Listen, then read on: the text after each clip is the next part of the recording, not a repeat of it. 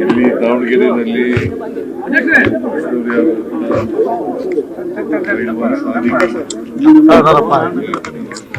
ಸಮಾಧಾನ ಕಾಂಪನ್ಸೇಟ್ ಮಾಡೋ ಚರ್ಚೆ ಆಗಿಲ್ಲ. ನಾವು ಅಲ್ಪಸಂಖ್ಯಾತರಿಗೆ ಕೊಡ್ತಕ್ಕಂಥ ಕೆಲಸವನ್ನು ಮಾಡ್ತೀವಿ.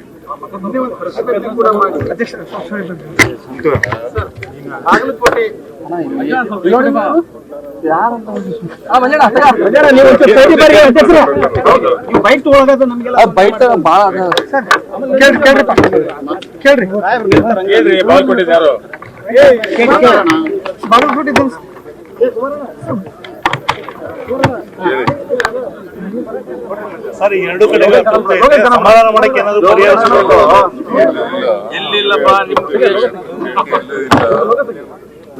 ನಾವು ಯಾರು ಅಸಮಾಧಾನ ಇದೆ ಅಸಮಾಧಾನವನ್ನು ಪ್ರಯತ್ನ ಮಾಡ್ತೀವಿ. ಎರಡೂ ಕಡೆ ತಾವು ಗೆಲ್ತೇವೆ ಅಂತ ವಿಶ್ವಾಸ ಇದೆ ಸರ್. ಎರಡೂ ಕಡೆ 100% ವಿಶ್ವಾಸ. ಬಿಜೆಪಿ ನಾವಲ್ಲಿ ಗೆದ್ದು ಬಿಡ್ತೀವಿ ಅಂತ ಹೇಳಿ ಬಿಜೆಪಿಯವರು ಏನೇ ಹೇಳ್ಕೊಳ್ಳಿ ಗೆದ್ದಿದ್ದಾರೆ. ಅವರು ಹಿಂದೆಲ್ಲ ಗೆದ್ದಿಲ್ಲ. ಕಳೆದ ಚುನಾವಣೆಗಳು ಹೀಗೆ ಹೇಳಿದ್ರು. ಬಸವರಾಜ್ ಮಗ, ದೇವೇಗೌಡ ಕುಮಾರಸ್ವಾಮಿ ಮಗ, ಔಟ ಸೋಲಿಸ್ತಿದ್ರು ನಾವು.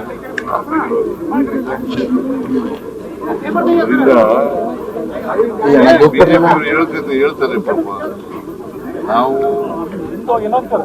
ನುಡಿದಂತೆ ನಡೆದಿದ್ದೇವೆ. ಎಲ್ಲ 5 ಗ್ಯಾರಂಟಿ ಯೋಜನೆಗಳನ್ನು ಕೂಡ ಜಾರಿ ಮಾಡಿದ್ದೇವೆ. ಈ ರಾಜ್ಯದ ಜನ ನಮ್ಮ ಪರವಾಗಿದ್ದಾರೆ.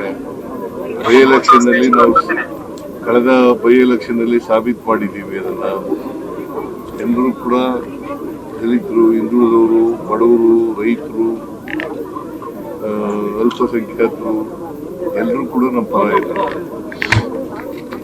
ಈ 2 ಎಲೆಕ್ಷನ್ ರಿಸಲ್ಟ್ ಮುಂದಿನ 28 ಎಲೆಕ್ಷನ್ಗೆ ದಿಕ್ಸೂಚಿ ಅಂತ ಹೇಳ್ತಾರೆ.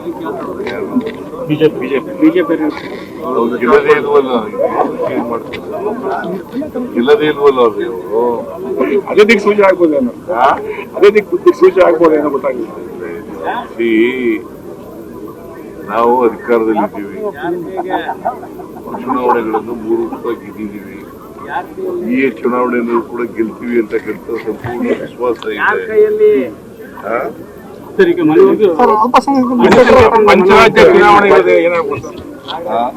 ಪಂಚರಾಜ್ಯ ಚುನಾವಣೆಗಳು ಏನಾಗ್ಬೋದು? ನಿಮ್ಮ ಬಿಜೆಪಿ ಎಲ್ಲ ಕಡೆ ಸೋತು. ಸರ್, ಈಗ ಕೇರಳ ಸಿಎಂ ಹೇಳ್ತಾರೆ Rahul Gandhi BJP B team ಅಂತಂದು ಹೇಳಿ ಅದೆಲ್ಲ ಆಮೇಲೆ ಮಾತಾಡೋಣ. ನಮ್ಮ ರಾಜ್ಯ ಮಾತಾಡ